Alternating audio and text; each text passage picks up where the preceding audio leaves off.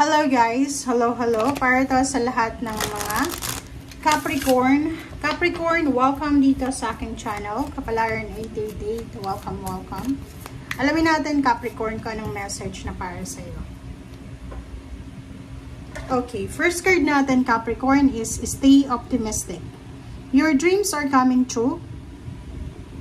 Don't quit right before the miracle occurs. So, dito sinasabi ng barahan na maging positibo ka. Manatiling positibo, Capricorn. Kasi daw yung mga pangarap mo sa buhay ay parating na. Huwag kang sumuko. Okay? Kasi yung miracle na to, yung blessings na paparating sa'yo ay nasa harapan mo na. So, kahit may dumaan sa'yong pagsubok ngayon mismo, huwag kang susuko.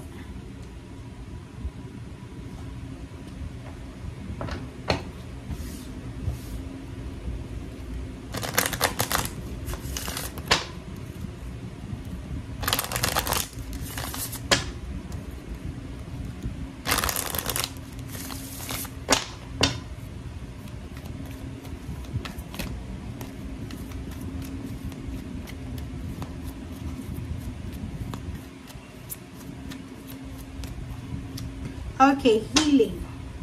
Capricorn. Dito sa barahang to, sinasabi ng baraha, kung makikita mo, meron dyan na rainbow. Sinasabi sa'yo ng baraha na oras na to, Capricorn, para magbigay ka ng healing or tumanggap ka ng healing. Okay? So, lahat daw tayo sa mundo ay may natural tayong abilidad para makagaling ng isang tao. Hindi natin minsan napapansin, pero sa pamamagitan ng pakikipag-usap, minsan nakakatulong tayo sa mga taong nangangailangan ng taong makikinig sa atin. So, sinasabi ng barahan na sa linggong ito, posibleng makatanggap ka ng healing or ikaw mismo yung makakatulong sa taong nasasaktan.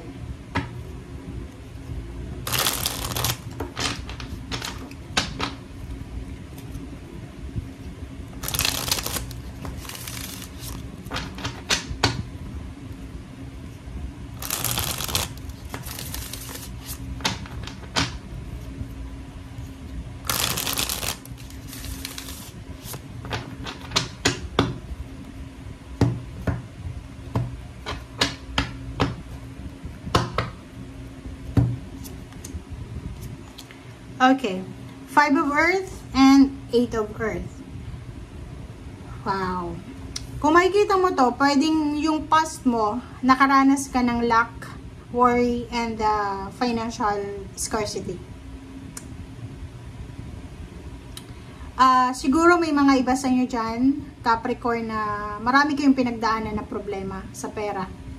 And ngayon, eto yung paparating sa'yo. This is the incoming dreams na darating sa'yo. So, possible na makatanggap ka ng job offer. Possible ka na makatanggap ng financial help. Or may tao na pwedeng makatulong sa'yo financially. Okay, High Priestess and then 3 of Fire.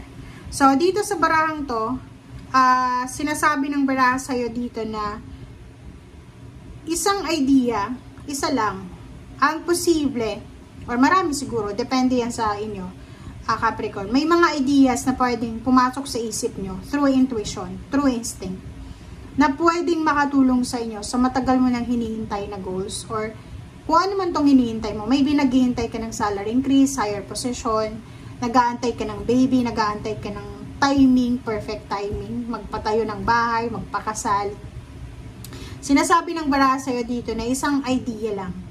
Or maraming idea siguro. Depende yan sa atin. Kung ilan ba yung pumapasok na idea sa isip natin. Ang pwedeng makatulong sa'yo para sa continuation ng goals mo, expansion ng dreams mo, or manifestation ng pangarap mo. Wishes, dreams, happiness. Diba? So, resonated siya dito. So, stay positive. Kasi, may mga wishes and dreams ka na pwedeng matupad na magdadala sa'yo ng happiness. Ganun talagang buhay eh. Ang buhay ng tao ay weather lang. Minsan, nasa 5 of Earth, walang-wala.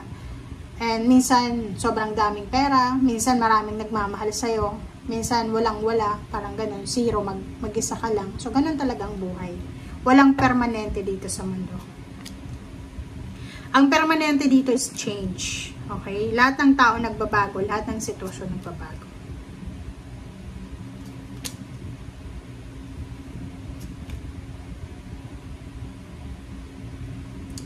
Okay, the World card. Accomplishment, celebration, and completion. So, yun. Meron ditong Capricorn na pwedeng tapos na yung visa, expired na yung passport, or maybe dito merong na-accomplish ka, maybe nakagraduate ka, nakapag-masteral, doctoral, or maybe may nabuntis, ng anak na, or maybe nakumpleto mo yung term mo sa trabaho, yung finish contract or anything. So, marami kang ma-accomplish. Or pwedeng yung iba, tapos na yung pag-aasikaso nyo sa papeles nyo papuntang ibang bansa. Okay? So, yun. Courage, compassion, and perseverance. So, patience. Napaka-importante ngayon, Capricorn. Ang sinasabi ng bara sa'yo, napaka-importante na maging patient ka, maging masipag ka. Kasi, maraming blessings, maraming pagpapala ang ibibigay sa'yo ng universe. The problem is, baka tamarin ka, or baka hindi mo masyadong maramdaman ang blessings na to and ma-take for granted mo. Sayang, diba?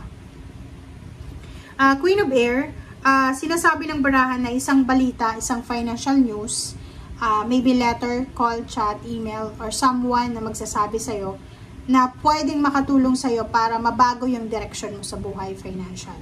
Ibig sabihin, may naghihintay sa inyo ng trabaho, ng salary increase, ng higher position. Tapos, may isang tao na pwedeng magrekomenda sa inyo sa ibang company na mabilis doon yung promotion, mabilis doon yung salary increase, kanyan ganito. So, isang balita lang, isang pagbabago, isang recommendation, isang referral lang, bigla-biglang magbabago yung takbo ng buhay mo. Kaya nga, manatili kang positibo. Kasi, kahit sinasabi ng ibang tao na sobrang hirap ng buhay sa ngayon, may mga tao ngayon na easy-easy lang yung buhay nila kasi sobrang masipag sila or maybe just they're lucky. Sa sitwasyon mo ganun din, sinasabi ng bara sa'yo dito na ihanda mo ang sarili mo palagi. Yung parang everyday ready ka, diba? Ready ka everyday na may magandang mangyayari. Yung parang hopeful, pagkagising mo sa umaga, magpasalamat ka sa Panginoon, and isipin mo na everyday is a blessing. Everyday pwedeng may blessing. Everyday pwedeng walang blessing. Everyday pwedeng magbago. Everyday pwedeng may mga wishes tayong matupad. Everyday pwedeng may mga disappointment. So, ganun ang buhay. Balance. Okay?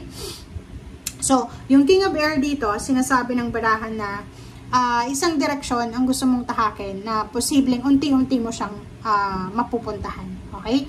Just, maging consistent ka lang, maging masipag, maging mapasensya. Mararating mo yun. Yun nga sinasabi, stay positive. Thank you guys. Bye!